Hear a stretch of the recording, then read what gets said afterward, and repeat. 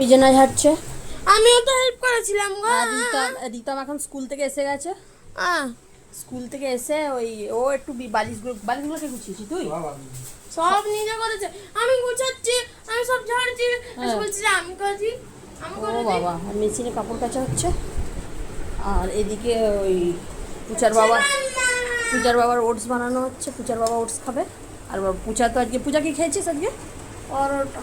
পূজা পরোটা খেয়েছে দুটো। আর আমি ওই বাসি রুটি আছে আমার, চা দিয়ে।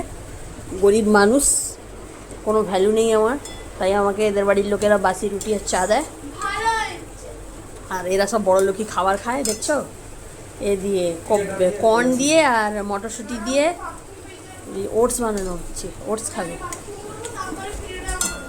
আর তার বেটা পরোটা খাচ্ছে, আর আমি বাসি রুটি চা। কী করবো, আমার কপালটা এইরকম।